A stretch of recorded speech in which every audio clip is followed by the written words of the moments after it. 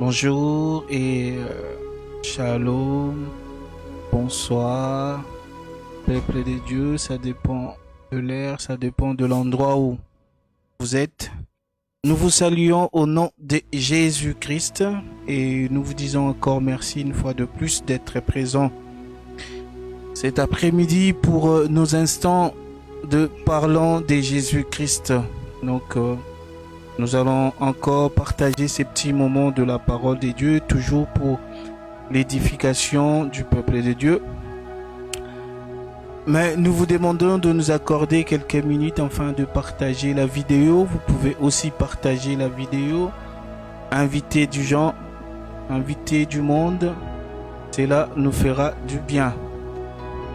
Donc là, prenez vos téléphones, vos smartphones, vos tablettes. Partagez, invitez du monde pour la gloire de notre Seigneur Jésus-Christ. Nous espérons que vous allez bien et que la semaine s'est bien passée pour vous. Que l'Éternel soit béni. Si tel n'est pas le cas, que l'Éternel vous fasse grâce ce soir de faire la rencontre, de vivre son amour et sa grâce dans vos vies. Donc, que Dieu vous bénisse. Partagez, invitez du monde. Gloire à Jésus.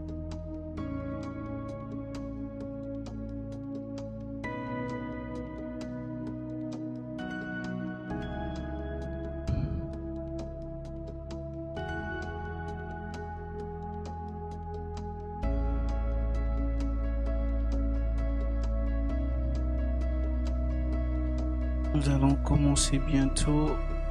Accordez-nous quelques minutes.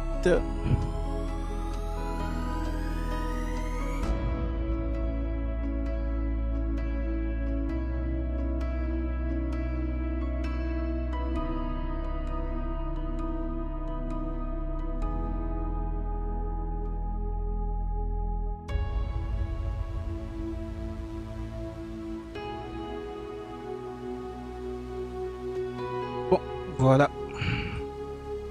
Encore une fois de plus, bonjour, bonsoir chez vous, que l'Éternel vous bénisse. Comme vous avez vu ce soir, nous allons parler d'un thème que nous avons intitulé « Jette Jonas dans l'eau ».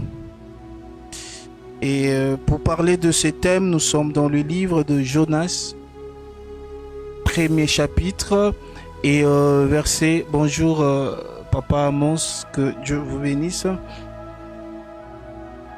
Donc, nous sommes dans le livre de Jonas, premier chapitre. Vous pouvez lire tout le premier chapitre pour comprendre l'histoire et pour comprendre la réalité de choses que nous voulons parler ce soir par rapport à notre thème, jette Jonas dans l'eau. Nous allons lire certains versets, mais nous allons changer. La parole de l'Éternel fut adressée à Jonas en ces mots. Lève-toi, va à Ninive, la grande ville, et crie contre elle, car sa méchanceté est montée jusqu'à moi. Donc l'Éternel a adressé à Jonas un message d'aller à Ninive afin de prêcher la bonne nouvelle à Ninive pour que ces peuples écoutent la parole de Dieu, pour que ces peuples puissent se repentir et revenir à l'Éternel, afin que le mal qui était prévu sur ces peuples ne vienne pas et ne descende pas sur ces peuples. Nous allons au verset 4. Mais l'Éternel fit souffler sur la mer un vent impétueux, et il s'éleva sur la mer une grande tempête. Les navires menaçaient de faire naufrage. Le marinier eut repère, ils implorèrent chacun leur Dieu et ils jetèrent dans la mer des objets qui étaient sur le navire afin de le rendre plus léger. Donc après avoir que Dieu ait adressé à Jonas le message d'aller prêcher à Ninive, la Bible nous dit que Jonas s'est écarté de ces messages, Jonas a fui, il a emprunté un autre chemin que celle que l'Éternel lui avait prédit, lui avait dit de faire. Et il a pris un bateau pour se rendre à Tarsis. Tarsis, la ville que Dieu ne lui avait pas dit, pour fuir, en gros, fuir la face de l'Éternel. Et arrivé au moment où Jonas s'est retrouvé dans le bateau, dans la barque pour aller à Tarsis, la Bible dit que Dieu souffla un grand vent et les gens qui étaient dans le navire, ils ont commencé à prier leur Dieu. Bonjour, Papa Bonnet Israël. Donc, Dieu a soufflé un vent et le vent était tellement fort que les gens dans le navire, ils se sont dit que peut-être si nous jetons quelques de nos affaires dans l'eau, ça va rendre le bateau plus léger et que nous allons nous en sortir. Mais en vérité, ce n'était pas ça. Ce n'est pas vraiment ça. Ce n'était pas ça l'objectif. Ici, nous allons constater que Jonas, quand nous disons jette Jonas dans l'eau, Jonas est ici considéré comme étant le signe de la désobéissance de la parole de Dieu. Et parce que Jonas avait désobéi à la parole de Dieu, il y a eu des événements, il y a eu des situations qui ont poursuivi la vie de Jonas. Non simplement Jonas, mais ces situations critiques, ces situations difficiles n'a pas simplement atteint la vie de Jonas, mais ces situations ont atteint aussi la vie de toute personne qui était avec Jonas dans le même navire. Quand nous disons jette Jonas dans l'eau, nous voulons dire que Jonas est le signe de la désobéissance. Et là, nous tombons dans le livre de 1 Samuel. Nous sommes dans le livre de 1 Samuel 15, verset 22 à verset 23. 1 Samuel 22, 23. 1 Samuel 15, verset 22, 23. Nous lisons. Samuel dit, l'Éternel trouve-t-il plaisir dans les holocaustes et les sacrifices, comme dans l'obéissance à la voix de l'Éternel? Voici, l'obéissance vaut mieux que le sacrifice. L'obéissance vaut mieux que le sacrifice. Ici, c'est après avoir que Samuel ait péché devant l'Éternel, Saoul plutôt, après avoir péché devant l'Éternel, il s'est retrouvé dans une situation que le prophète Samuel est venu lui parler. L'Éternel dit le prophète Samuel dit à Saoul qui était à l'époque roi, est-ce que le sacrifice vaut mieux que l'obéissance? Aujourd'hui, beaucoup de gens veulent aider Dieu. Aujourd'hui, beaucoup de gens supposent que Dieu est en train de prendre de mauvaises décisions concernant leur vie, concernant leur famille, concernant les choses qui les arrivent. Et ils veulent aider Dieu. Mais nous voulons faire comprendre aux gens, nous voulons faire comprendre à quelqu'un que l'obéissance vaut mieux 1000 sacrifices. Nous ne disons pas que les sacrifices devraient être rejetés, non. Mais un sacrifice qui est accompagné de l'obéissance est plus fort que faire de sacrifices en dehors de l'obéissance. C'est maltraiter son corps. Vous savez, prenons l'exemple que vous avez commis un péché, vous avez péché, vous allez entrer dans des jeûnes et des prières afin de demander la miséricorde, afin de plaider la grâce de Dieu dans votre vie. Ce sont des sacrifices que vous êtes en train de faire. Mais il y aurait une autre possibilité que nous ne puissions pas arriver dans ces moments si simplement nous avons obéi à la parole de Dieu. Si simplement nous avons appliqué ce que la Bible nous dit. Devant l'impudicité, fuir. Devant le péché, il faut fuir. Nous ne pouvons pas aider Dieu. Tu ne peux pas aider Dieu. personne ne peut aider Dieu. Jette Jonas dans l'eau.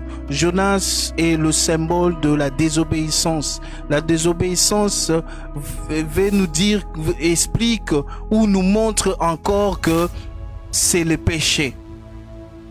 Il y a un péché que tu es en train de chérir. Il y a un péché que tu aimes beaucoup. Et un péché que tu trouves difficile de t'en séparer. Et ce péché est devenu comme Jonas dans ta vie. Ce péché attire toutes les mauvaises choses sataniques qui viennent du monde satanique et même qui viennent des dieux. Ce que Dieu veut, c'est que le pécheur se répande. Dieu ne veut pas que le pécheur meure dans son péché. Dieu veut que le pécheur puisse se repentir. Et nous allons voir, la Bible dit simplement, non simplement que le vent qui a été soufflé au navire a causé de problèmes, mais la Bible dit que les gens qui étaient là, ils ont jeté ce qui était l'air bien dans l'eau afin d'alléger le navire. Nous pouvons considérer toutes ces choses qu'ils ont jetées dans l'eau comme étant des sacrifices qu'ils ont fait. Ces choses qu'ils ont jetées dans l'eau, peut-être c'était des choses qui tenaient. C'est des choses qu'ils ont mis beaucoup d'argent. C'est des choses qu'ils ont mis beaucoup de temps à acquérir. Mais arrivé à un moment, ils ont jeté ça dans l'eau et nous trouvons et nous voyons, si nous lisons l'histoire, nous allons comprendre que ces sacrifices étaient vains. Ce n'était pas leur bien, ce n'était pas leur provision qui devait jeter dans l'eau, mais c'était Jonas qui devait jeter dans l'eau. Jonas qui est symbole de la désobéissance, Jonas qui est symbole du péché. Bien aimé, c'est normal que c'est bien de faire beaucoup de sacrifices. C'est bien de prier jour et nuit. C'est bien d'être dans des jeûnes. C'est bien d'être dans la prière profonde. Mais lorsque dans ta vie, il y a encore Jonas, tu n'as pas encore pris Jonas et que tu n'as pas encore jeté Jonas dans l'eau, il y aura toujours des choses. Il y aura toujours les malheurs qui vont accompagner ta vie. Tu dis oui, je laisse tout, je vais aller à l'église, je vais rester un moment dans l'église, je vais passer ma jeunesse dans l'église. Mais même si tu es dans l'église, tu as Jonas à toi. Tu as un péché où tu es en train de chérir, tu as un péché où tu n'arrives pas à jeter. Tu t'es dit, si je laisse ça, comment je pourrais m'en sortir? Comment je vais faire nourrir ma famille? Tu dis, je suis impayé, je suis mal payé. C'est grâce à la corruption que j'arrive à tenir le debout du mois. Mais si je laisse ça, comment je peux arriver? Bien-aimé, laisse-moi te dire, aussi longtemps que Jonas demeure dans ta vie, aussi longtemps que tu as Jonas dans ta vie et que tu ne les jettes pas dans l'eau, la main de l'Éternel ne peut pas secourir ta vie et la main de l'Éternel ne peut pas intervenir dans tes affaires. Tu dis, mais c'est à cause de cette prostitution. Même on n'est pas là pour condamner quelqu'un. Je ne te condamne pas des actes parce que le Christ n'est pas venu nous condamner. Le Christ est venu donner sa vie afin que le brebis ait de la vie et la vie en abondance. Le Christ s'est manifesté sur terre comme étant l'agneau. Et l'agneau est le symbole de la miséricorde, de la patience et de la grâce de Dieu. Il y aura un moment où Dieu va se révéler comme étant le lion, où il viendra avec le jugement. Mais nous sommes dans un état, nous sommes dans l'époque où le Christ s'est révélé comme étant l'agneau, où la grâce et la miséricorde de Dieu est en train de régner dans ce monde. Et nous sommes simplement en train d'interpeller au peuple de Dieu que nous devons jeter Jonas dans l'eau. Tu ne peux pas avancer avec Jonas. Tu ne peux pas vivre le surnaturel. Tu ne peux pas vivre le bienfait de Dieu aussi longtemps que tu as un Jonas dans ta vie. Tu as un péché. Tu désobéis à la parole de Dieu. Tu rends tes sacrifices vains. Gloire à Jésus. La Bible dit, pendant que Dieu a fait souffler, la première des choses qu'il a fait Jonas, la Bible dit qu'il est descendu en bas et il est parti dormir. Et il a dormi profondément, ça. Il est allé dormir et il est allé dormir profondément. Écoutez, voilà. La Bible dit, Jonas descendu au fond du navire, se coucha et s'endormit profondément. Voici ce que le péché fait dans ta vie. Le péché t'amène dans un profond sommeil spirituel. Et la personne qui est dans un profond sommeil spirituel ne peut pas vivre, ne peut pas comprendre, ne peut pas discerner même son temps. Le temps où Dieu veut faire des choses dans sa vie, où le temps où Dieu veut faire les choses dans sa famille, où Dieu veut faire des choses dans son couple, dans son travail et dans tous les domaines de sa vie. Parce que cette personne dort profondément. Jonas est descendu au fond du navire, se coucha et dormit profondément. Le péché, la désobéissance t'amène dans un profond sommeil spirituel. Et celui qui n'a pas l'esprit ne peut pas accomplir les choses spirituelles, ne peut pas accomplir le surnaturel. La désobéissance, ou encore quand quelqu'un a les péchés dans sa vie, c'est la casse. La relation entre l'homme et le divin. La Bible nous montre par toutes les voies et moyens que le Christ s'est sacrifié, enfin, non simplement pour nous sauver, non simplement pour nous pardonner, mais il est monté à la croix, il est mort à la croix pour nous réconcilier avec le Père. C'était ça la mission. À cause d'un seul homme, le péché est entré. C'est aussi par un seul homme que le péché a été pardonné. À cause du péché d'Adam qui a coupé cette relation entre l'homme et Dieu, et que Dieu a mis l'homme dehors, au dehors de son jardin, à cause de Jésus, cette relation est rétablie, cette relation est consolidée. Mais le péché fait quoi? Le péché affaiblit cette relation. Le péché coupe cette relation. Et la puissance de la croix n'a plus aucune efficacité dans nos vies. Et la puissance de la rédemption de Jésus-Christ n'a plus aucune efficacité dans nos vies. Parce que cette relation est cassée. C'est comme si deux personnes sont devenues des ennemis. Quand on est ennemi, on ne se soucie pas de l'autre. Que Dieu bénisse sa parole. Le péché nous détourne du vrai chemin que Dieu a établi, où Dieu nous a appelés. Voici, Dieu a dit à Jonas de se rendre à Ninive, mais Jonas a pris un autre chemin pour se rendre à Tarsis. Jonas s'est rendu à Tarsis. Tarsis n'était pas la ville de la bénédiction de Jonas. Tarsis n'était pas la ville de la mission de Jonas. Tarsis n'était pas la ville où Dieu a parlé à Jonas. Mais c'était une autre ville. Et à cause du péché, beaucoup prennent le chemin qui les éloigne de leur mission, qui les éloigne de leur bénédiction, qui les éloigne de promesses de Dieu et de merveilles, de l'accomplissement de toutes choses merveilleuses que Dieu a prévues pour eux.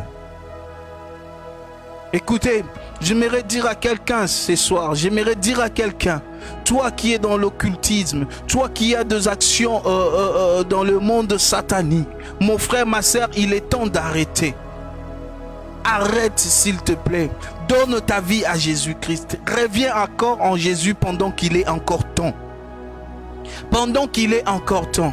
Vous savez, quand quelqu'un se rend dans une maison de marabouts, des occultistes, au premier abord, ils ne demandent pas du sang, mais ils finiront un jour par te le demander, mon frère, ma soeur.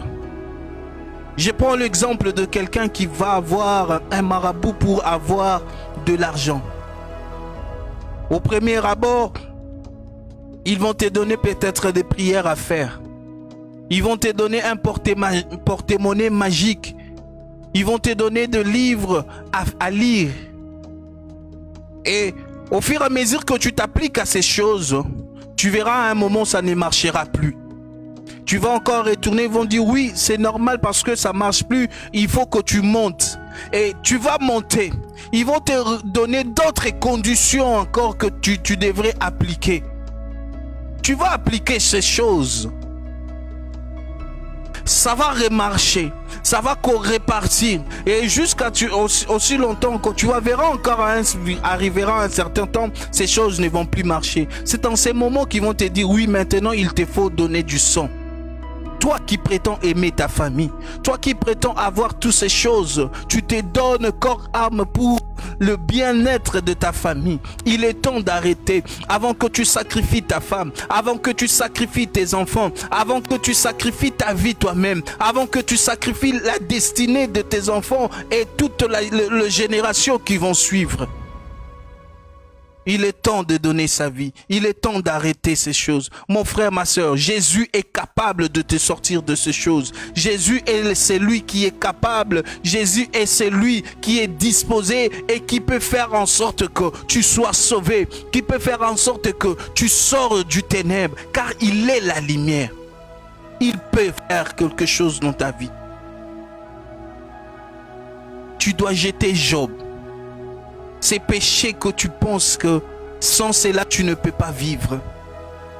Mais je te dis, par la puissance du nom de Jésus, essaye et tu verras la main de l'Éternel dans ta vie. Le péché casse ta relation avec Dieu.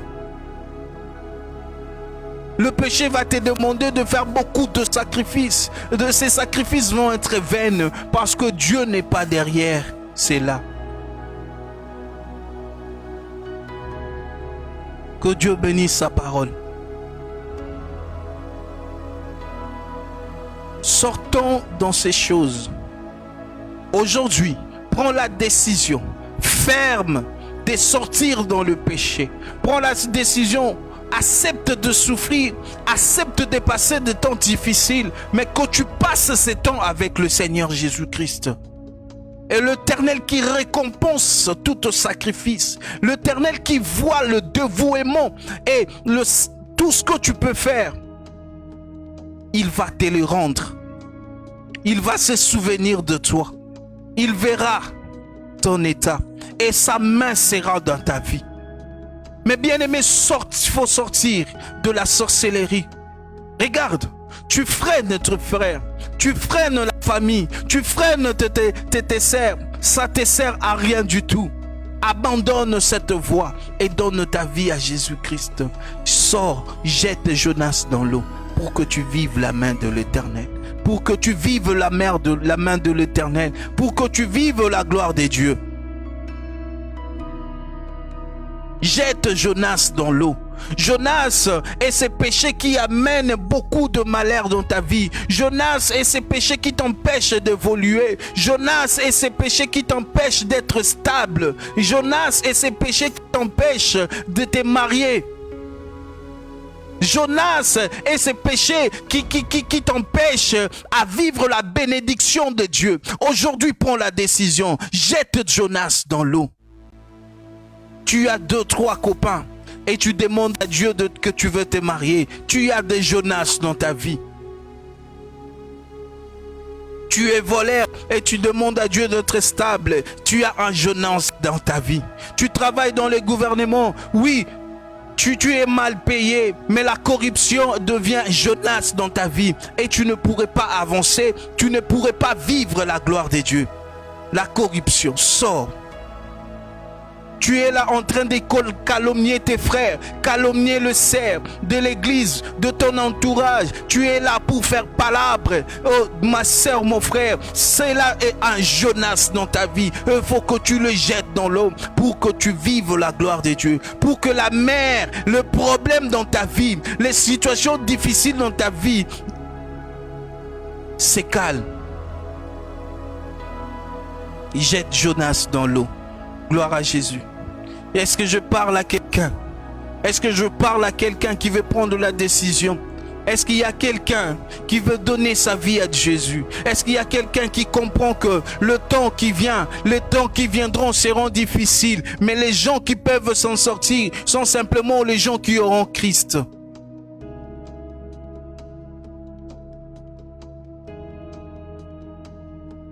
Le péché. Le péché, nous chérissons le péché comme s'il était un bien que Dieu nous a donné. Mais nous oublions que ces choses que nous disons, mais oui, sans cela, je ne peux pas. Pourquoi vous me... Oui, on te comprend, mais nous sommes censés de te dire la vérité. On ne condamne pas, on te condamne. La Bible dit que même Jésus n'a pas condamné cette femme qu'on a amenée vers lui en flagrant délit. Il n'a pas condamné. Il a demandé à cette femme, où sont ces hommes qui t'accusaient? Et la femme a répondu, ils sont tous partis. Nous aussi, Jésus a dit, moi aussi je ne te condamne pas. Va, mais ne pêche plus, ne pêche plus. Nous aussi on ne condamne pas. Mais nous prêchons au peuple de Dieu que nous devons marcher et ne pas tomber dans le péché. La Bible dit que beaucoup de gens se sont ligués contre Daniel, cherchant comment ils peuvent le faire tomber. Mais la Bible dit qu'ils n'ont trouvé à Daniel aucune faute, pas de faute. Aucune faute. Il n'avait pas de faute. Il n'avait pas de faute. Ils ont cherché comment condamner, mais ils n'ont rien trouvé dans la vie de Daniel. Ils n'ont rien trouvé. J'aimerais que quand quelqu'un regarde la vie d'un chrétien, quand on cherche quelque chose, qu'on ne trouve rien afin de te condamner, à cela, tu fais la gloire de Dieu. À cela, tu témoignes que tu es vraiment chrétien. Jette Jonas dans l'eau, mon frère. Ces péchés que tu dis, oui, j'en ai besoin. Non, tu n'en as pas besoin. Ces péchés que tu dis, oui, Dieu va comprendre. Oui, Dieu comprend parce qu'il est miséricordieux, parce qu'il est en train d'agir en ce temps comme étant l'agneau, la grâce. Mais arrivera un moment, il va agir comme étant le lion. Et ces jugements, ces temps seraient durs. Ces temps seraient durs, alors durs, mon frère. Profitons pendant que l'Éternel nous accorde encore sa grâce, pendant que l'Éternel nous accepte encore dans sa présence. Tu peux faire mieux. Tu peux faire mieux. Tu peux faire mieux, mon frère, ma soeur. Tu peux faire mieux. Tu peux laisser ces hommes. Tu peux vivre la sainteté. Tu peux vivre dans la sanctification. Tu peux vivre dans la vérité. Des années que tu mens. Des années que tu vis dans le mensonge. Tu peux faire mieux et que tu verras Dieu t'accompagner. Personne ne te condamne maintenant. Personne ne te condamne maintenant. Mais l'Éternel voulait que le peuple de Ninive écoute sa parole et que ce peuple soit sauvé. Quand l'Éternel a constaté que la parole qui a été prêchée par Jonas et que le peuple de Ninive a reçu cette parole, et que Ninive a porté des sacs et que Ninive a prié et que Ninive a gêné, l'Éternel a changé sa destinée,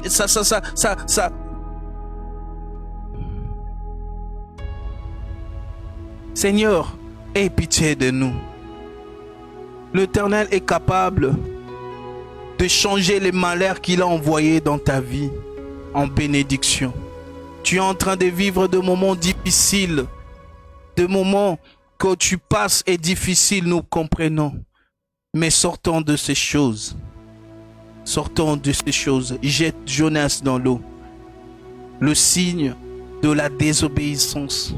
L'obéissance vaut mieux que le sacrifice. Nous voyons tous cela dans la famille. Lorsque tu es obéissant, lorsque tu fais plaisir à ton papa, lorsque tu fais plaisir à maman, tu reçois tout le temps des cadeaux. Les enfants obéissants ont toujours des cadeaux. Les enfants obéissants sont toujours servis en premier. Les enfants obéissants sont toujours le plus considérés. Quand nous sommes obéissants, nous réjouissons le cœur de Dieu. Et lorsque nous réjouissons le cœur de Dieu, l'Éternel des cieux nous envoie et nous donne des cadeaux. Et ces cadeaux sont de toutes formes de bénédictions qui viennent dans nos vies. Tu peux faire mieux. J'ai dit encore et je répète, mon frère, ma soeur, tu peux faire mieux. Tu peux faire mieux. Que Dieu te bénisse, mon frère, ma soeur. Yamasho. Jonas a désobéi. Jonas a décidé de désobéir. Et nous avons vu les conséquences qui ont suivi cet acte de désobéissance. Pendant qu'il est encore temps, je te fais appel, mon frère, ma soeur. Sors dans ce monde occulte. Sors du mensonge. Sors dans la sorcellerie. Sors dans l'impudicité. Sors dans la corruption. Sors dans toute forme de péché. Sors, laisse tout ça et donne ta vie à Jésus. Même si les temps seront difficiles, l'Éternel voit tout. Il a dit, j'ai vu et j'ai attendu le cri et les pleurs de mon peuple. Je suis descendu pour le libérer et pour le sauver. Il voit tout, il sait tout, il connaît tout parce qu'il est partout. Jette ces Jonas dans l'eau. Libère ta vie. Tu n'arrives plus à dormir la nuit. Tu n'arrives plus à être en paix parce que c'est le péché qui te fait ça. Le péché, ça gonfle ton cœur. Tu n'as plus la paix. Tu réfléchis beaucoup. Tu perds en pensée. Tu t'emportes dans tes pensées. Mais tu ne comprends pas qu'il est temps pour toi. C'est une forme d'appel pour que tu sors dans ces choses. Sors de la calomnie. Sors de la calomnie. Mets ta vie en droiture, qu'on trouve en toi rien de mal. Ton passé est passé. La Bible dit, toute personne qui vient en Christ devient une nouvelle créature. Le passé est passé. Toute chose devient nouvelle. Commence une nouvelle histoire avec Dieu. Écris une nouvelle histoire avec Jésus. Jette Jonas dans l'eau. Gloire à Jésus. Que Dieu bénisse sa parole et que Dieu bénisse toutes les personnes qui prennent des décisions en ces moments pour donner leur vie à Jésus-Christ. Le péché que tu fais ne s'arrête pas simplement en toi, mais il touchera ta famille, il touchera tes amis, il touchera les générations et des générations, ta progéniture. Il sera touché. Nous avons vu que la désobéissance de Jonas a touché toute personne qui était dans le navire. Ce qui dit, le péché peut être contagieux. Mais donne ta vie en Jésus-Christ. Tu seras sauvé. La Bible dit, donne ta vie à Jésus, tu seras sauvé, toi et ta famille. Tu crains, tu as peur. Tu dis, oui, si je sorte, j'ai contracté des alliances. J'ai fait des pactes. Tu crains que si tu sors dans ces choses, tu mourras. Parce qu'ils t'ont dit que tu mourras. Mais laisse-moi te dire, c'est lui qui protège, c'est Jésus. Tu seras protégé. Tous les armes forgeront contre toi seront nulles et sans effet. 10 000 viendront à ta droite, 1000 à ta gauche, tu ne seras jamais atteint. Le vent soufflera. Les murs tomberont devant toi, mais tu ne seras jamais atteint. Ton corps, ton âme et ton esprit, n'aie pas peur. Donne ta vie à Jésus. Sors dans ces choses et le Christ te protégera. Et le Christ te combattra pour toi. Voilà, il combat les bons combats pour soi. Il est assis à la droite de Dieu le Père, afin d'intercéder pour nous, pour toi, pour moi, afin que nous qui avons pris la décision de donner notre vie à Dieu, qu'il combat pour nous. Gloire à Jésus. Tu veux vivre la gloire de Dieu? Jette Jonas dans l'eau. Tu veux vivre la stabilité dans ta vie? Jette Jonas dans l'eau. Tu veux vivre ton mariage? Tu veux que ton mariage puisse être en paix? Tu veux que ton travail puisse être en paix? Tu veux que tes enfants grandissent dans la sagesse, dans l'intelligence de Dieu? Jette Jonas dans l'eau. Fais ça pour tes enfants, fais ça pour ta femme, fais ça pour ton mari, fais ça pour les générations de générations. Même si tu ne veux pas le faire pour toi, fais ça pour les gens que tu aimes. Jette Jonas dans l'eau, laisse ses péchés. Laisse ses péchés. Fais ça pour les gens que tu aimes. Donne ta vie à Jésus. Donne ta vie à Jésus. Donne ton temps à Jésus. Jette Jonas, le symbole de péché, de la désobéissance à la parole de Dieu. Tu es devenu pédé. Tu t'es tatoué partout, ci et là. C'est des choses que l'Éternel en a en abomination. Mais il n'est pas trop tard. Reviens à Jésus. Donne ta vie à Jésus. Tu vivras le bonheur. Tu vivras la paix. Tu es devenu lesbienne. Tu fais des choses que Dieu en a en abomination. C'est des Jonas de ta vie. Jette-la dans l'eau. Jette-la dans l'eau. Tu verras la main de Dieu. Que Dieu bénisse sa parole. Est-ce que je parle à un chrétien? Chrétien ou païen, peu importe. Mais c'est lui qui prend la décision de suivre le seul, l'unique vrai Dieu, Jésus-Christ, qui est monté à la croix de Golgotha pour nous. Jette Jonas. Laisse ces hommes, ces sugar daddy. Laisse cet homme-là qui t'amène tout le temps dans le péché. Si vraiment cet homme t'aime, il viendra chez vous. Si vraiment les choses se passent bien, il fera les choses bien. Il va respecter ta décision jusqu'à ce que vous allez accomplir vos projets. Abandonne Jonas. Que Dieu bénisse sa parole. Tu ne peux pas aider Dieu. Dieu sera toujours quelqu'un de compréhensif. Il va comprendre. Mais à un moment, parce que, j'ai dit et je répète, parce que il est en train de se manifester comme étant l'agneau. Mais il sera un moment où il va se manifester comme étant le lion. C'est lui qui vient avec le jugement. C'est lui qui viendra juger ce monde. Voici pourquoi dans Luc 4, 18, quand il est allé lire ses promesses, les choses qui devaient s'accomplir, il s'est arrêté. Il n'a pas fini la lecture et il a dit ces choses se sont accomplies. Il s'est présenté comme étant l'agneau, mais la partie de lion, il a caché. La partie où il devient revenu pour juger le monde, il a caché. Parce que ce n'est pas encore le temps. C'est lui-même qui connaît le temps. Et il viendra en ce temps pour juger le monde. Jonas, jette-la dans l'eau, mon frère, ma soeur. Et Dieu se manifestera dans ton ministère. Dieu ne se manifeste pas puissamment dans ton ministère parce que tu as un cœur jaloux, parce que tu envies les choses, parce que tu as des projets et des pensées noires. Tu penses que quand Dieu va t'élever, tu feras ceci, tu feras cela. L'humilité n'est pas dans ton cœur. Voilà pourquoi Dieu ne se manifeste pas dans ton ministère. Dieu ne se manifeste pas dans ta vie. Mais il est capable de se manifester. Si simplement tu prends aujourd'hui l'engagement de jeter ces choses dans l'eau. Jette Jonas dans l'eau, mon frère, ma soeur. Même si cela sera difficile, c'est des temps. Des temps qui vont passer. Des temps qui vont te servir au témoignage de la gloire de Dieu. Gloire à Jésus. Que Dieu nous bénisse.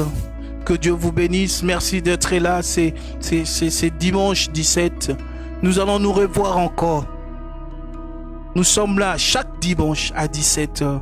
Nous parlons de notre instant. Parlons de Jésus. C'est le temps que nous aimons beaucoup de cette journée où nous partageons de moments d'enseignement, de moments de conseils, de moments de la parole de Dieu. Parce que la Bible dit, il est bon que le frère demeure ensemble et que nous puissions partager ces deux temps de parole.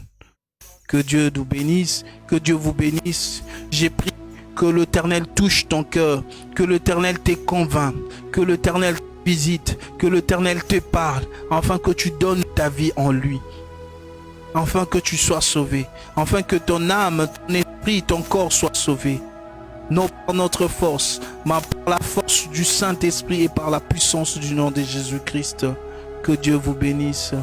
Merci beaucoup et bonne journée chez vous. Que Dieu vous bénisse.